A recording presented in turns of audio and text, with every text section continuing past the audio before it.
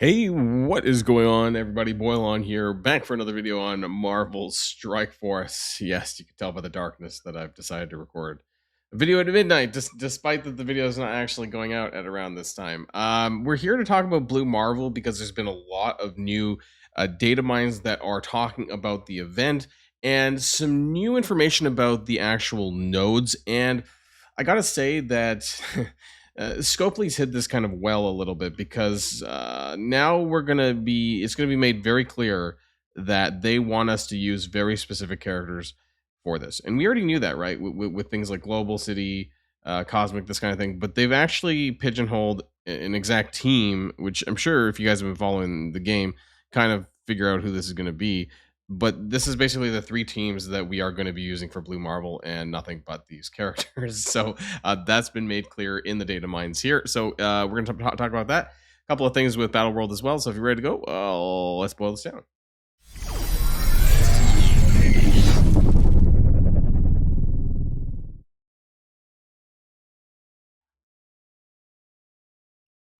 Okay, so we'll just dive right in here. So let's take a look at some of this stuff here. There is a lot of stuff here in relation to Blue Marvel. So you can see here, this is the text for Blue Marvel coming soon. Target Blue Marvel, which is interesting, right? So I just want to start before we go any further. We're on our second Purple 4 leaderboard. We don't have any Purple 5 leaderboards. So we're going to take a look at that, right, in relation to the actual nodes and what could we even do at this point in time. And it seems like if it's in the data mines, I mean, maybe it's not coming in 10 days, but a lot of data mines tend to be about 10 days out. We have Battle World starting like next Tuesday, Monday or Tuesday.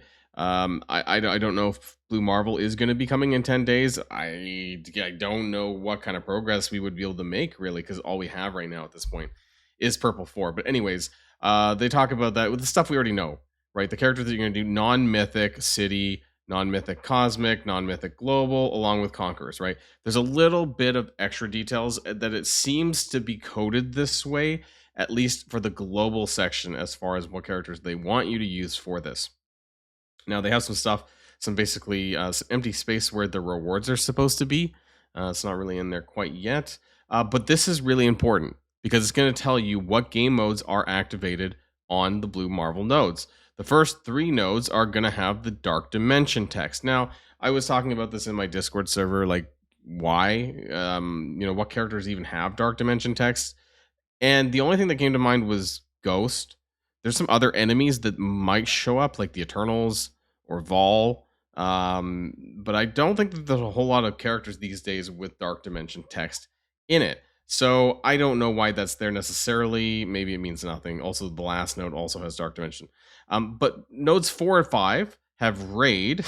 You can guess what team that's intended for. Nodes 6 and 7 is Arena. Node 8 and 9 is War. So we have Raid, we have Arena, we have War, and we're gonna find out pretty shortly here down below what this is intended for. And then you can see that it just kind of explains these things, right? So this is going to be somewhere in like an info button or something like this. Raid's descriptor will be active in this mission, Arena, War, Dark Dimension, right? Again, this also works on enemies too. So keep in mind that the nodes 1 through 3 and then 10 could be for that reason. I don't know. We also have the target health pack. So there is going to be a health pack associated with this, and why that matters is they might try to monetize that a little bit. They have actually replaced the negative zone health pack with the target health pack.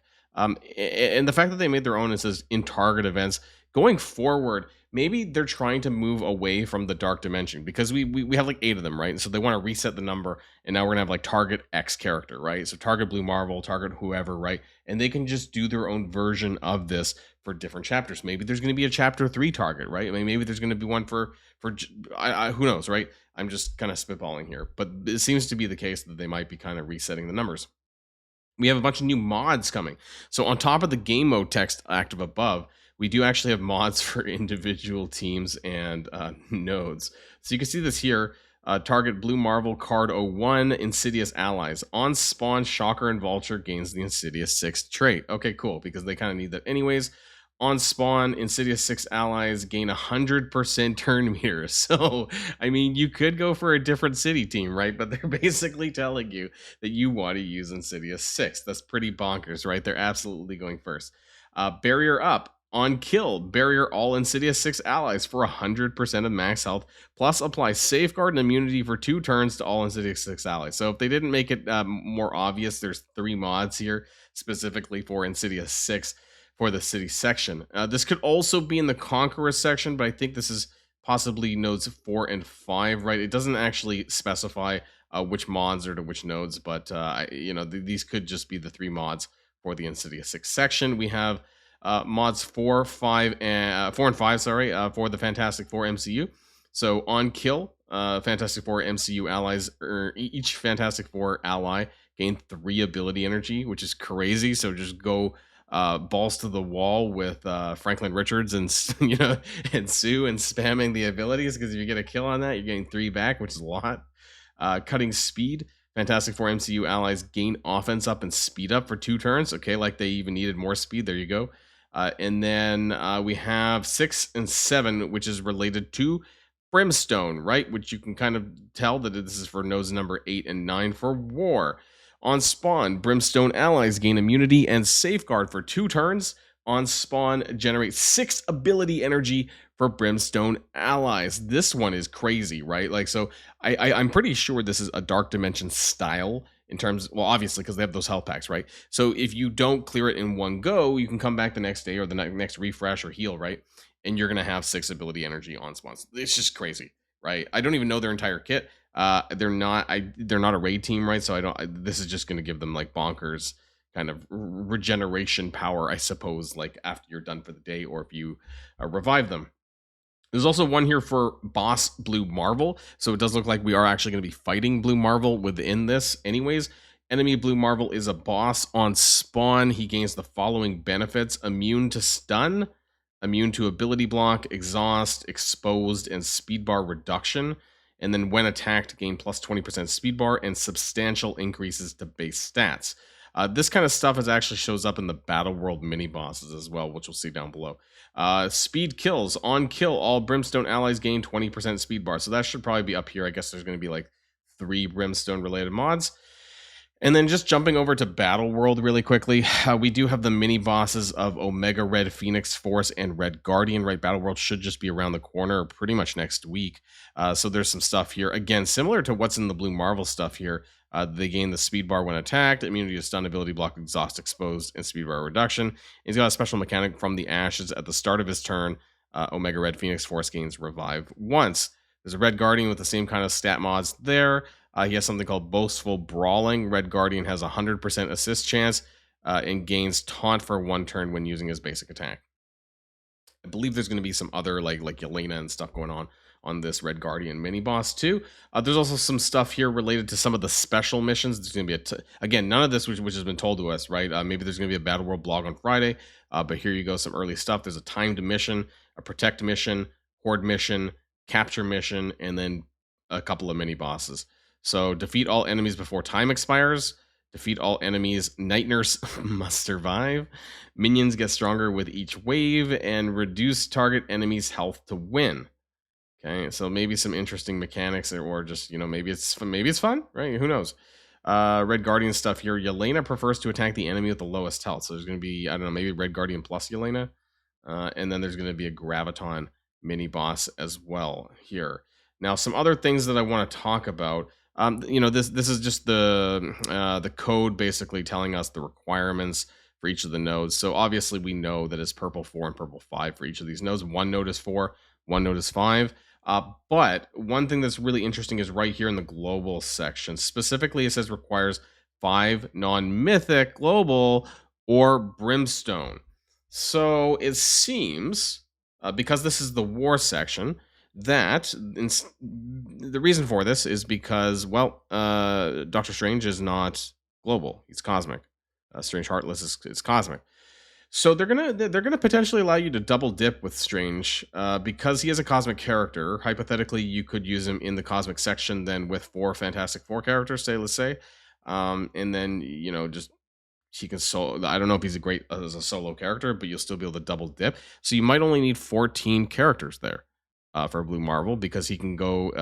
Which we weren't told this, but they're probably going to update it here, anyways. Non-mythic, global, or brimstone, so you can use the entire team together on this node for brimstone. So hey, that's great, and it gives you an extra character that you don't need to equip with purple ISO. So that's there as well. Again, the addition of the brimstone trait onto the global section. So that's pretty good there.